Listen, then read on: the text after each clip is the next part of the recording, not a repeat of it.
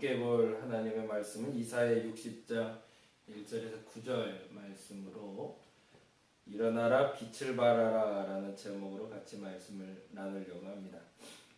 사람마다 그 예행 연습을 하고 살 수 있다면 참 좋겠는데 우리는 연습 인생을 살 수가 없는 것이 우리의 현실입니다. 무슨 말이냐면 아이를 키우면서 제일 아쉬운 점으로 여겨지는 게 그건데요. 아이를 키울 때 먼저 좀 연습을 좀 해보고 이거는 잘못하는 거니까 이건 하지 않고 요거는 이렇게 잘 되는 거니까 이렇게 했으면 좋겠다는 어떤 매뉴얼이 있으면 좋겠다는 생각이 들더라고요. 그래서 아이를 키울 때 실수하지 않았으면 좋겠는 거죠. 아이가 그 실수로 말미암아 그 마음속에 잘못된 내성이 생겨서 그것으로 그의 삶에 잘못된 것들로 만들어지는 인생의 결과물들이 나오지 않았으면 하는 바람 때문에 그렇습니다.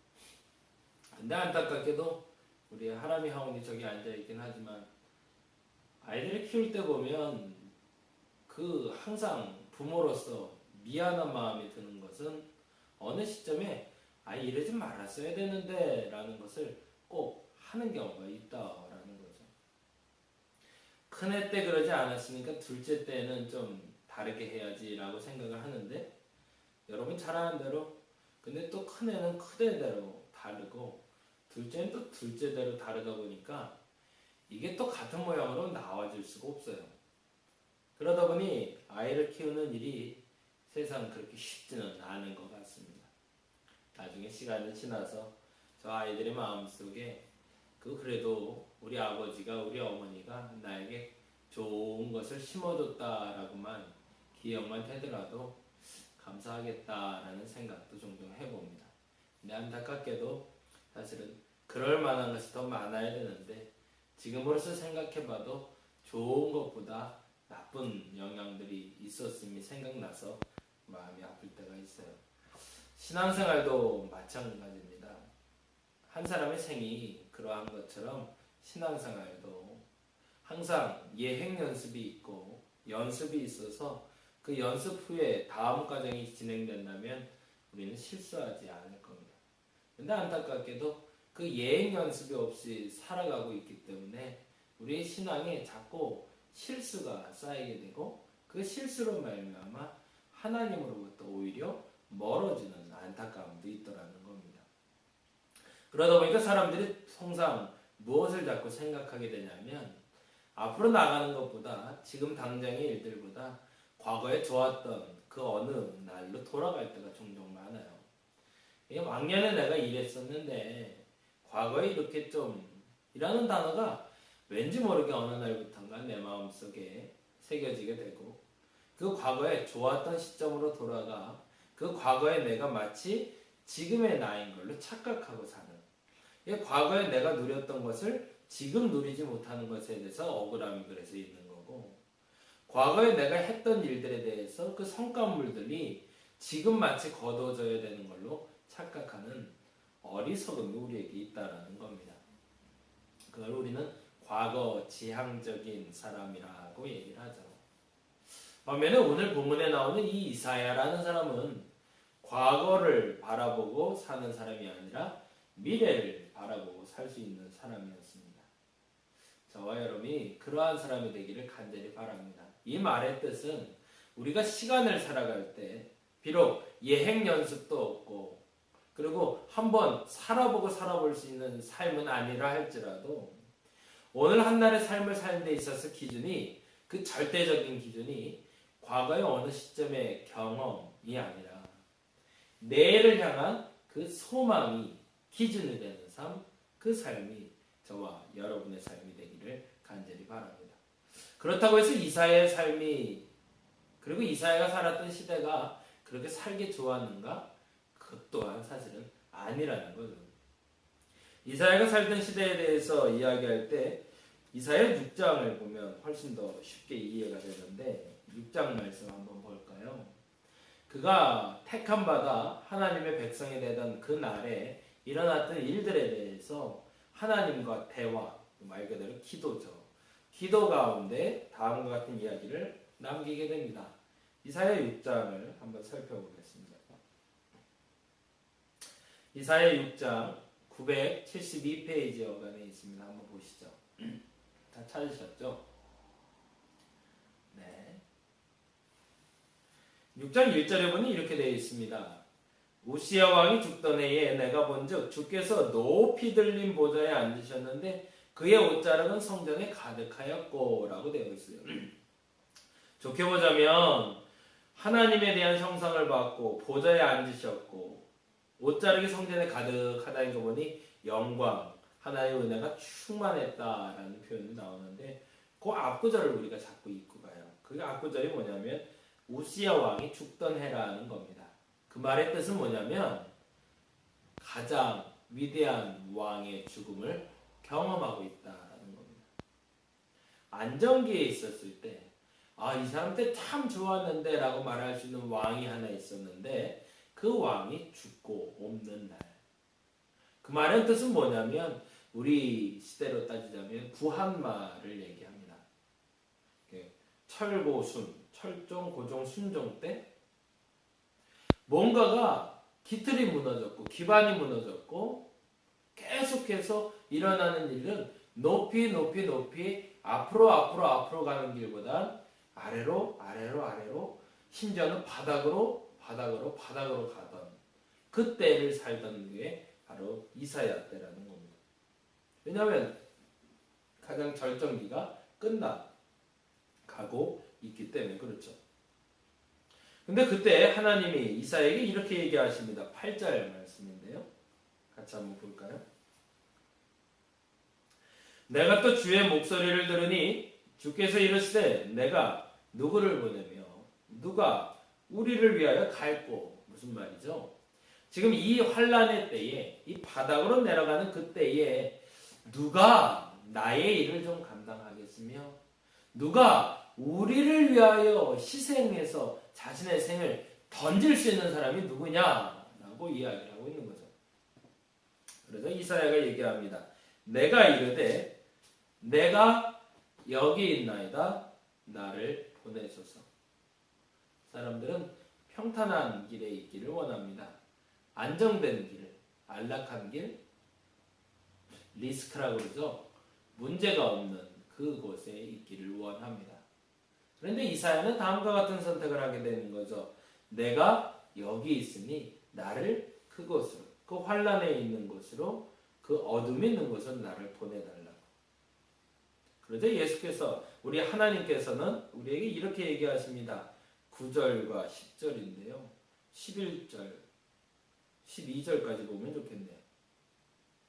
여호와께서 이르시되 가서 이 백성에게 이르기를 너희는 듣기는 들어도 깨닫지 못할 것이요 보기는 보아도 알지 못하리라 하여 이 백성의 마음이 둔하여 그들의 귀가 막히고 그들의 눈이 감기게 하라. 염려하건대 그들이 눈으로 보고 귀로 듣고 마음을 깨닫고 다시 돌아와 고침을 받을까 하노라 하시기로. 11절에 내가 이르되 주여 어느 때까지니까 하였더니 주께서 대답하시되 성읍들은 황폐하여 주민이 없으며 가옥들에는 사람이 없고 그 토지는 황폐하게 되며 12절 여호와께서 사람들을 멀리 옮기셔서 그 땅 가운데 황폐한 곳이 많을 때까지니라 라고 되어 있습니다. 네가 지금 가서 내 일을 한다고 하지만 내가 여기 있나이다 나를 보내소서 라고 가긴 하지만 이미 바닥으로 내려가고 있는 이 땅에서 네가 아무리 좋은 얘기를 한다 할지라도 그 말이 전달되지 않을 것이고 네가 아무리 소망을 말한다 할지라도 그들이 받아들이지 않을 것이다.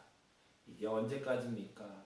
라고 얘기했더니 주께서 대답하시되 성읍들이 황폐하여 주민이 없으며 가옥들에는 사람이 없고 황폐하게 돼서 이 땅 한가운데 황폐한 것이 많을 때까지라. 무슨 말이에요? 더 바닥으로 내려갈 때까지 이 일이 반복될 거라는 거죠. 희망이 있을까요? 희망이 없어 보입니다. 왜요? 상황이 그러니까. 근데 이사야의 멋진 모습은 앞서 말씀드린 대로 사람들은 예행 연습이 없는 이 인생을 살며 어느 시점에 희망을 찾기 위해서 과거로 돌아가 과거 그 어느 시점을 좋아하는 사람들도 있지만 또 다른 보편적인 사람들은 현실이 어려우면 현실에 주저앉아서 나 아무것도 못해. 다들 어려운데 뭐 다들 못하는데 내가 뭘 하겠어 라고 말하는 푸념의 자세로 갈 때가 있더라는 거죠. 그럼에도 불구하고 이사야는 지금 내가 여기 있으니 이 황폐한 땅, 이 메마른 땅, 이 거친 땅에서 내가 그 황폐가 바닥에 이를 때까지 무엇을 말하겠다? 소망을 말하겠다고 말하고 있는 겁니다. 무슨 말이에요? 나에게는 지금 이 현실이 보이지 않고 과거가 보이지 않고 미래의 소망이 보인다라고 말하는 거죠. 그러실 수 있기를 간절히 바랍니다. 무슨 말이죠? 지금 내게 주어진 상황에 매이는 사람들이 아니다.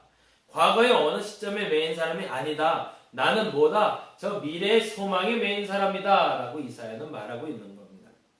그래서 이 신앙을 얘기할 때 이것을 믿음이라고 얘기하고요. 이 믿음을 세 가지로 구분해서 말할 수 있습니다. 첫 번째는 초급 신앙의 믿음이 있습니다. 이 신앙은 뭐냐면 주어진 것을 선택할 때 하나님의 것이 있고 나의 것이 있을 때 아주 당연하게 내 눈에 보기에 좋은 것을 택하는 사람들입니다. 이걸 우리는 초급 신앙이라고 부릅니다. 죄송합니다. 그냥 한번 들어보세요. 초급 신앙이라는 것은 두 가지가 있는데요. 이것과 이것 중에 내가 보기에 좋은 것과 하나님 보기에 좋은 것일 때 하나님 보기 좋은 것이 아니라 내가 좋은 것을 택하는 사람들, 그걸 초급 신앙이라고 부르고요.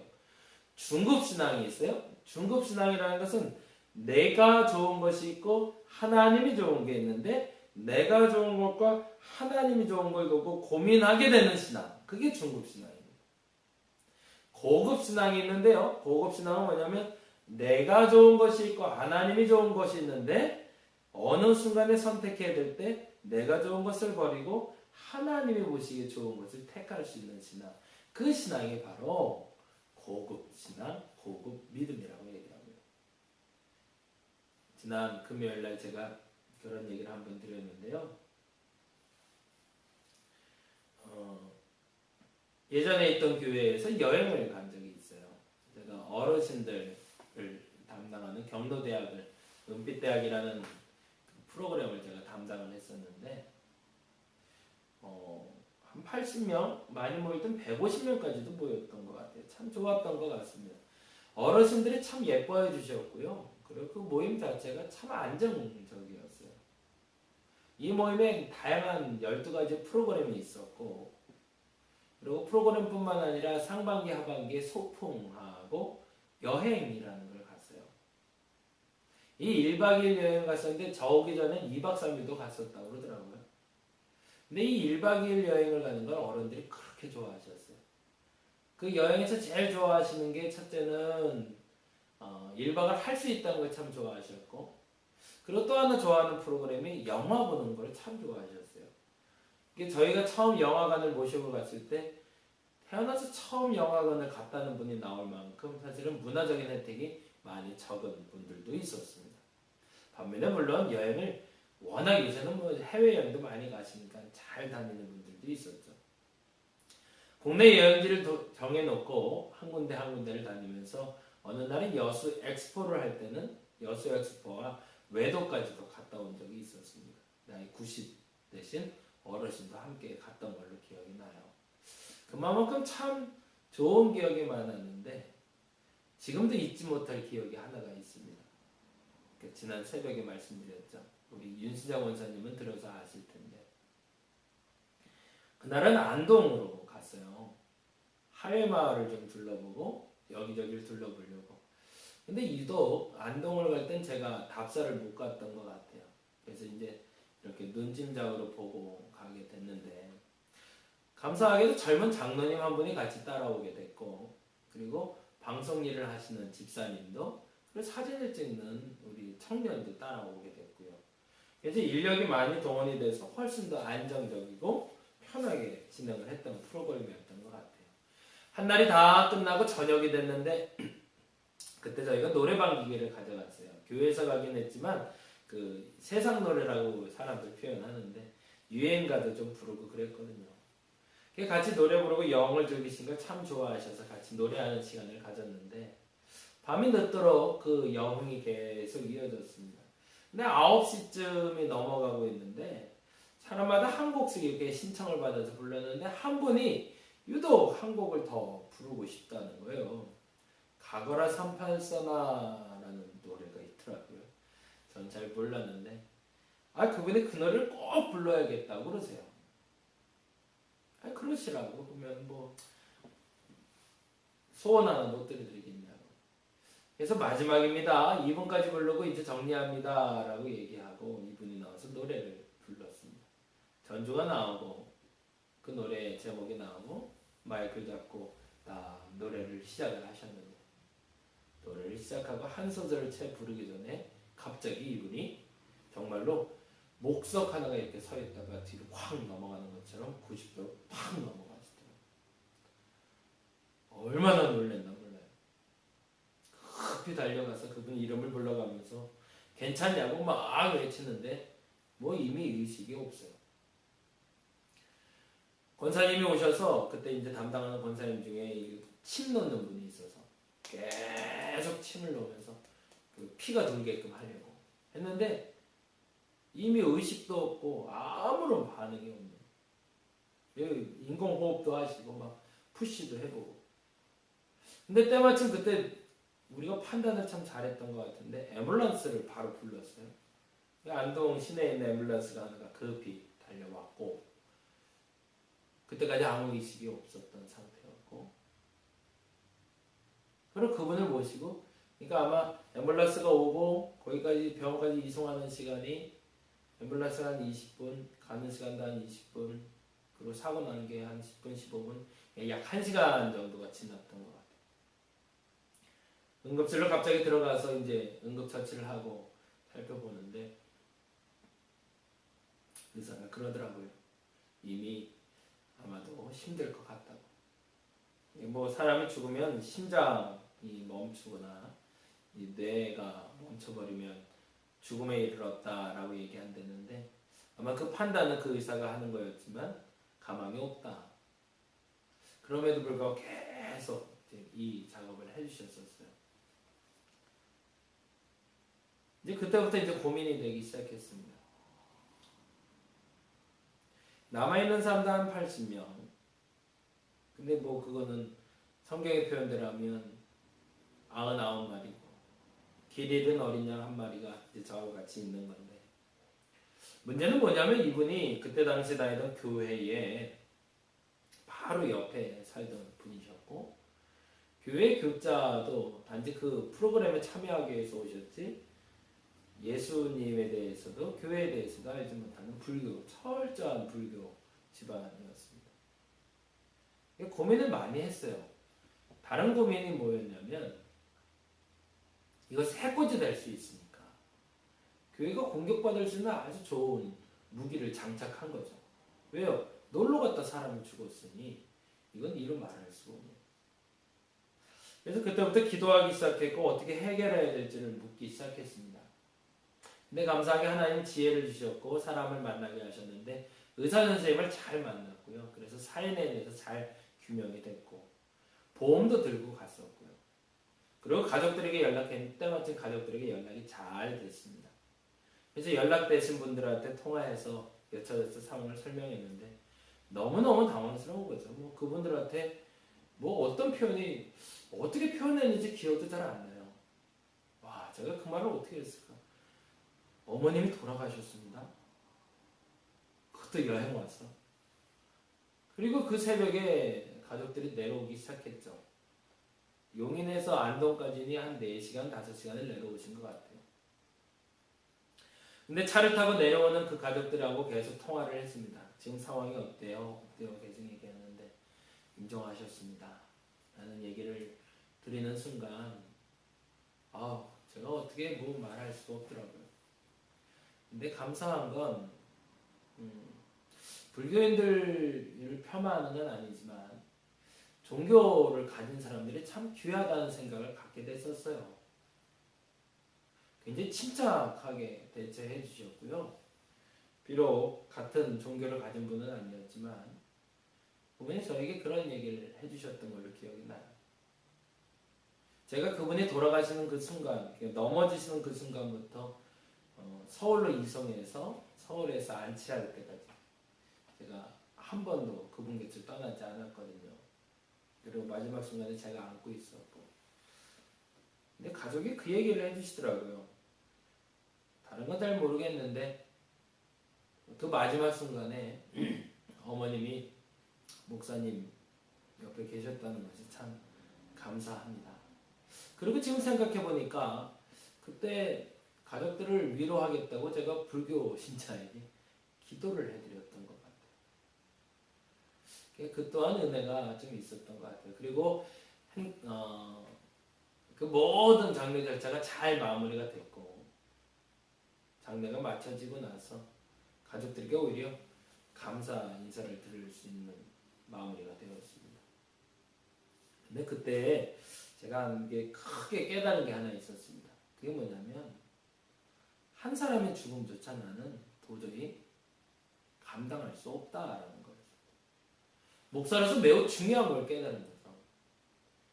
단 한 명, 노인이 된 단 한 명, 80이 넘어가는 노인이라 할지라도, 이제는 하나님의 부름 앞에 서 있는 그 노인이라 할지라도 그 죽음 앞에서 나는 그 죽음을 절대로 감당할 수 없는 사람이라는 겁니다.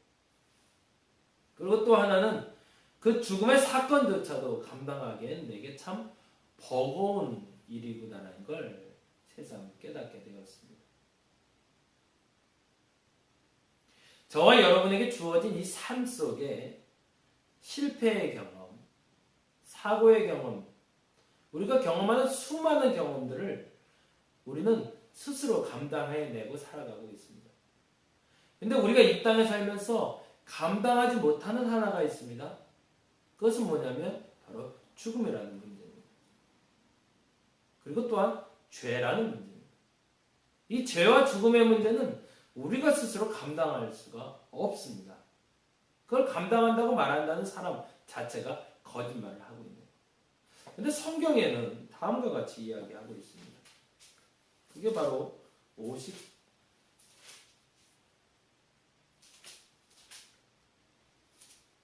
이사야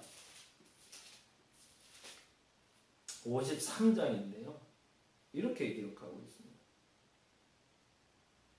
53장 4절 말씀 볼까요? 5절까지. 그는 실로 우리의 질고를 지고 우리의 슬픔을 당하셨거늘 우리는 생각하기를 그는 징벌을 받아 하나님께 맞으며 고난을 당한다 하였노라. 그가 찔림은 우리의 허물 때문이요 그가 상함은 우리의 죄악 때문이라. 그가 징계를 받음으로 우리는 평화를 누리고 그가 채찍에 맞음으로 우리가 나음을 받았도다 라고 되어 있습니다. 그 일, 앞서 말씀드린 대로 이 죽음의 문제와 죄의 문제를 해결할 수 있는 건 우리의 영역은 아니라는 거죠. 근데 그 일을 예수께서 감당하셨다는 겁니다. 그리고 우리에게 이야기하시는 거죠. 이 일은 내가 감당했으니 너희는 그 죽음 이후의 삶, 죄를 벗어난 삶을 살아라 라고 이야기하신다는 겁니다. 장황하게 말씀드리고 있습니다. 이사야가 과거를 보고 살아가는 게 아니라 현재의 그 좌절된 상황에서 낙심하고 있지 아니하고 내일을 볼 수 있는 힘은 바로 거기에 있었다는 겁니다. 이사야는 알고 있었습니다. 그가 징계를 받아 질고를 지고 우리의 슬픔을 당당함으로 말미암아 그의 찔림은 우리의 허물 때문이고 그의 상함은 우리의 죄악 때문이었으므로 우리가 나음을 받았음을 그가 알고 있었기 때문에 그는 내일의 소망을 두고 살아갈 수 있었다는 겁니다. 저와 여러분이 그 죽음을 벗어난 삶을 살아갈 수 있기를 간절히 바랍니다. 그건 내가 감당하는 게 아닙니다. 예수께서 감당해 주시는 겁니다. 죄의 문제도 예수께서 감당해 주시는 겁니다. 그래서 이사야는 다음과 같이 이야기하고 있습니다. 60장 1절에 다음과 같이 이야기하는데요. 일어나라 빛을 발하라 이는 내 빛이 이르렀고 여호와의 영광이 내 위에 임하였음이니라. 아멘. 이 말의 뜻이 사실은 이 아주 중요한 메시지를 우리에게 주고 있는 겁니다. 이제는 일어나랍니다. 주저앉아 있는 사람을 말합니다. 이 일어나라는 표현은 바닥에 주저앉아 있는 사람에게 하는 말입니다. 바닥에 주저앉아 있지 말고 일어나라. 그리고 빛을 발하라. 네가 가진 그 빛을 이 땅에 발해라. 이미 내 빛이 내 안에 이르렀고 내 영광이 내 위에 임하였다. 하나님이 내 죄를 감당하셨다. 내 죽음을 감당하고 계시다. 너는 그 죽음을 넘어 이 땅에서 누릴 수 있는 그 내일의 소망을 가지고 살아라 라고 이야기하고 있는 겁니다. 과거는 과거입니다. 지나간 건 지나간 일입니다. 그 지나간 일로 말미암아 여러분이 좌절하는 일이 없기를 간절히 바랍니다. 현실이 어렵습니다. 너무너무 어렵습니다. 물질적으로도 어렵고 상황적으로도 어렵고 정치도 경제도 바닥이라고 얘기합니다. 심지어 지난 한 주간에 있었던 모든 일들은 도저히 감당할 수 없는 일들을 우리 뉴스를 통해서 보고 있습니다. 물론 우리가 이 일을 위해서 기도도 해야 됩니다. 근데 더 중요한 것이 있습니다. 이 모든 사건, 이 모든 좌절된 사건이 나를 누르지 못할 거라는 겁니다. 왜요? 이 모든 일들을 주께서 감당하셨으니까. 나는 이사야가 말한 것처럼 일어나라, 빛을 발하라. 이는 내 빛이 이르렀고 여호와의 영광이 내 위에 임하셨다는 이 말씀을 선포하며 하나님의 영광 가운데 내일의 소망을 가지고 살아갈 수 있어야 된다는 겁니다. 오늘 그 소망이 저와 여러분에게 있기를 간절히 바랍니다. 주께서는 저와 여러분에게 초급신앙, 말 그대로 내 것을 선택해서 내 과거 때문에, 내 현재 때문에 힘들어하지를 원치 않습니다. 지금 비록 눈에 보이기 좋아 보인다 할지라도 그것으로 말미암아 더 나은 삶이 아니라 더 낮은 삶을 살기를 주께서는 원치 아니하십니다. 오히려 여러분이 예수 그리스도로 말미암아 구원받은, 앞서 말씀드린 그 죄를 감당하시고 그 죽음을 감당하신 주님을 믿음으로 말미암아 내일의 소망으로 살아가길 원하십니다. 오늘 여러분의 자리에서 일어나 빛을 발할 수 있는 저와 여러분이 되기를 간절히 바랍니다. 기도하겠습니다.